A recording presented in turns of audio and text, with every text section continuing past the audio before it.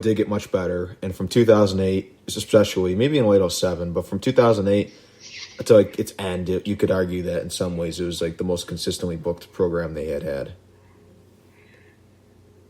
I mean, yeah, but like SmackDown was good in '09. It was actually really good in '09. Raw, they started doing the guest host stuff, and it's like it just wasn't like great, wasn't good really. But the show never stood a chance because of the name. Yeah.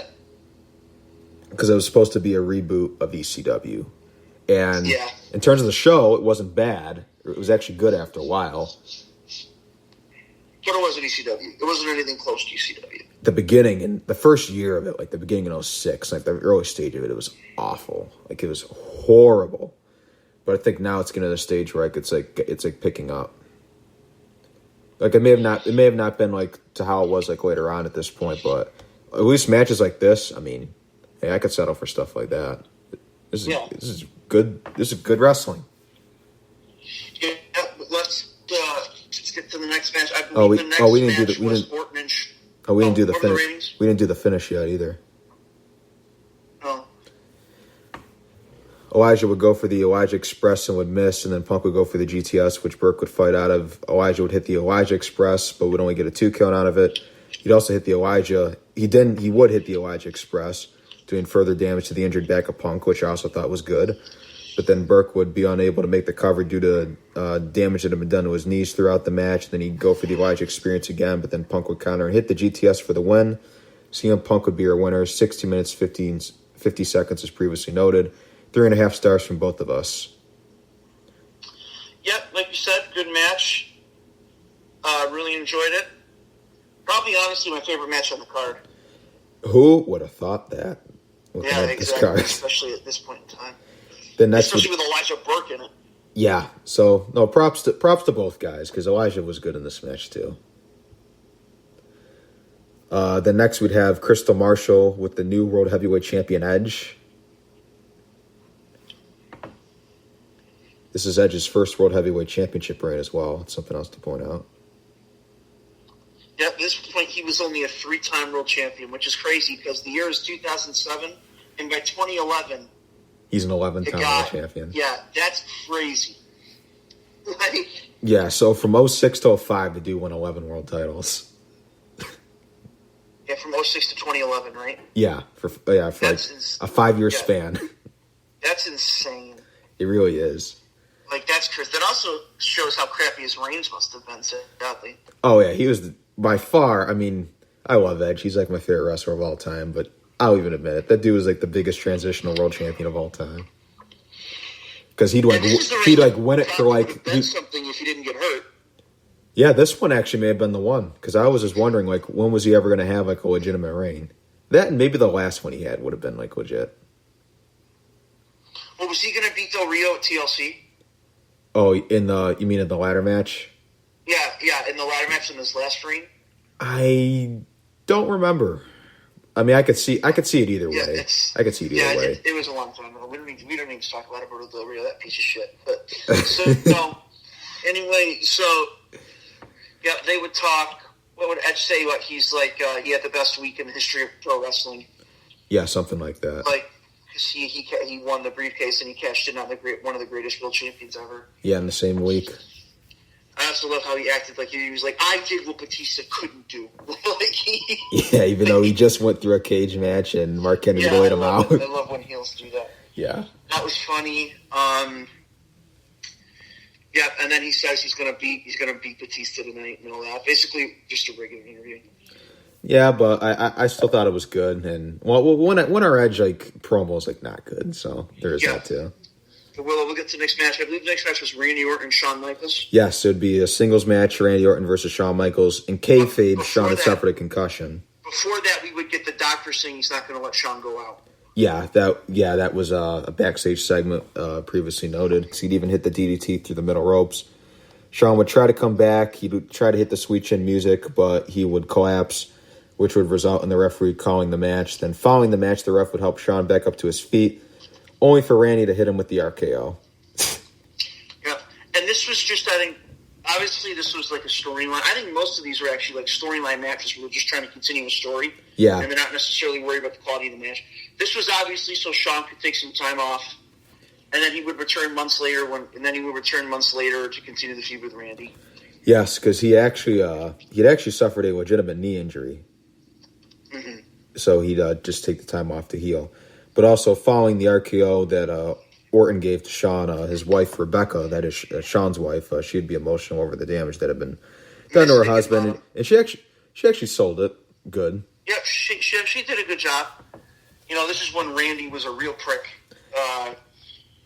Back then, when he was like this big heel, obviously, he was just an asshole. Yeah, he was. This is like a legend killer. Like, he hasn't transitioned to the Viper yet, but he's getting there. Yes, this is 2007 would be a good year for Randy Orton. Yes, it would, for sure. Like I said, we didn't have much to say about, like Cameron said, we didn't have much to say about this because it wasn't really a match. Mm-hmm. But again, we saw its purpose, which is right. Would we give this star-wise? Both. You gave it a 2. I originally was going to go lower, but then I ended up switching to a 2. So because, like I said, it was a storyline match. Yeah, it didn't need to be a good match. It's just there to keep it so that when Shawn comes back, he can start the feud with Randy again. Yes, and it only go 4 minutes and 32 seconds. So when you see this on paper, you're going to think you're going to get like a really, really good match, even a great match. But with how everything played out with terms of story and everything, like this is the way it was. This is the way it was probably should have been done, I guess. Yeah. And it's, as I said, Shawn was injured, so he couldn't give you like his best. So yeah. So Orton would win by referee stoppage. The next we'd have the World Tag Team Championship match. It'd be the World Tag Team Champions, Matt and Jeff Hardy, the Hardy Boys, going up against Lance Cade and Trevor Murdoch. This was good. Good tag team match. Pretty competitive, too. Yeah. Another one that got more time than I expected. Yeah, I think it got more time because the big matches on the show, or the matches that you thought would be big going into the pay-per-view, got very little time.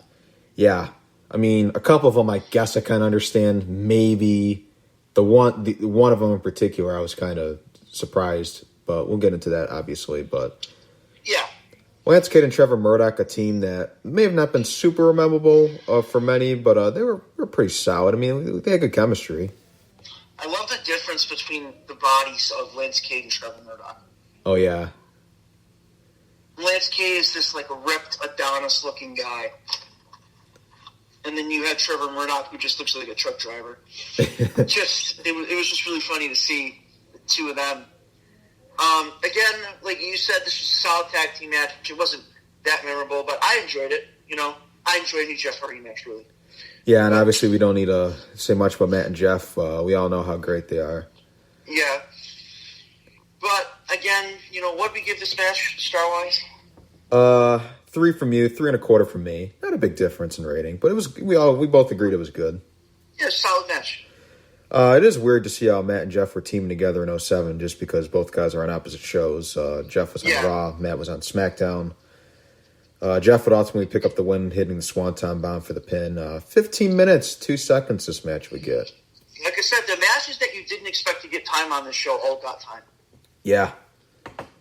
So, good tag team match. Happy with that.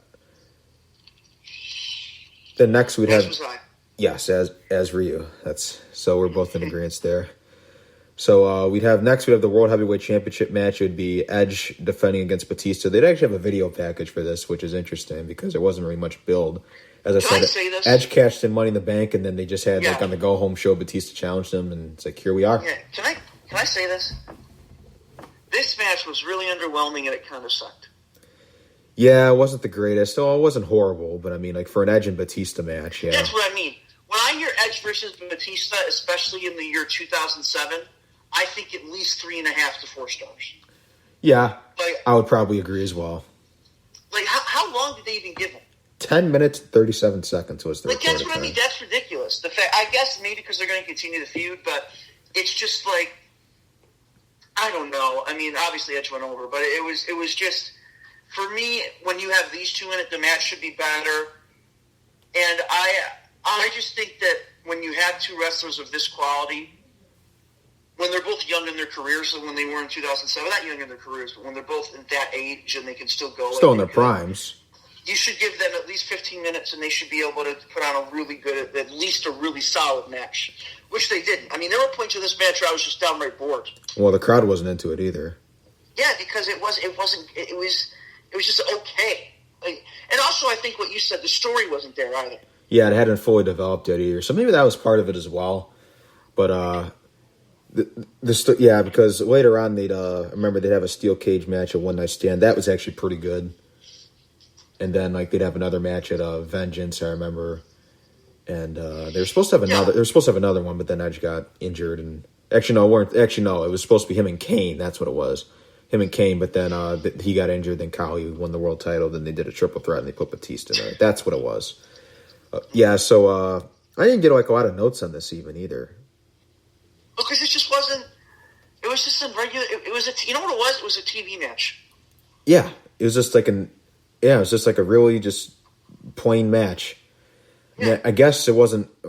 What prevented it from being bad is, of course, it's like there is Edge and Batista, but at the same time, I think it did. There was a little quick match formula where it was like basically you got Batista, who's like he's the animal, he's like the big star, he's like he's like the powerhouse, the heavyweight or the super heavyweight. And then you got Edge, who's like, the new champion, who's like the smart champion, the ultimate opportunist. And then like he said he was going to beat Batista. He went in there, and that's exactly what he did, because Batista would hit a spine buster, but his knee would give out. Then Edge would just get him with the schoolboy roll up and win the match. So it was an uneventful finish, but it's like it was a quick match formula. As I said, they didn't have much to work off of in terms of story, because this match wasn't even like official till like 2 days before. Mm-hmm. Yeah, it's like I said. It's not a. It's hard to have a match like this with no story being compelling. Yeah, and it's just obviously after this they would build the story and it would become a solid feud. But at this point, the match it was just okay. Yeah, so we both went with 2.5 stars. So yeah, Edge would retain the world title in his first world title defense. So. It was what it was, I guess. It wasn't great, but I don't know. They'll have better matches later on. Yeah. The next we'd have the 2 out of 3 falls match for the United States Championship. It would be Chris Benoit against MVP. Not gonna lie, watching this back, knowing this was Benoit's final pay-per-view match, was pretty eerie in hindsight. Yeah, it was. It was. It's just interesting because as soon as I saw him come out, I knew, man, we're a month away at this point. Yeah, from the tragedy. Yeah. And it really, it's just really sad to think about. Yeah, on all accounts, too. Yeah, the whole thing. Again, we're not really going to get into that. You could do a whole podcast on that. I know. Alone. But I will say, though, if you haven't, I assume anyone who listens to a wrestling podcast probably knows about the Chris Benoit tragedy. Oh, yeah, well, there's people who aren't even wrestling fans who know about that. Yeah, but obviously if you haven't seen it, I highly recommend the two Dark Side of the Ring parts about the Chris Benoit tragedy. They're both on YouTube for free. Yeah. But it's absolutely crazy, the whole thing. It's just insane. Uh-huh. Yeah, but I'd highly recommend it for sure. Yeah, but now actually getting into the actual match here, I thought it was interesting that MVP would defeat him in a 2 out of 3 falls match in 2 falls. Benoit wouldn't get a single fall. Yeah, I thought that was interesting as well, because this is their third matchup on pay-per-view. Of course, the first was at WrestleMania 23 in a very underrated match. And then there would be a second at Backlash, which was also in April of 2007. So this would be the third, which would be 2 out of 3 falls. So an interesting concept. But MVP would pick up the first fall off of hitting the Playmaker. And then Benoit would MVP would go for another one, but then Benoit would counter into the Crippler's crossface, but MVP would have it well scouted, and then he'd get Benoit with the small package, and he'd win the match and the U.S. title. Yeah, again, what did we give this match star-wise? We actually went with 3. Because everything they did was good. It's just what prevented it from being even better was just some of the what's the word for it? I don't know. Just I would have gone maybe a 3.5 or something if it wasn't for him just getting the 2 falls and Benoit not getting one. Yeah. I don't know. To me, it's like both guys have to get like at least like one fall, and then you go to the third one.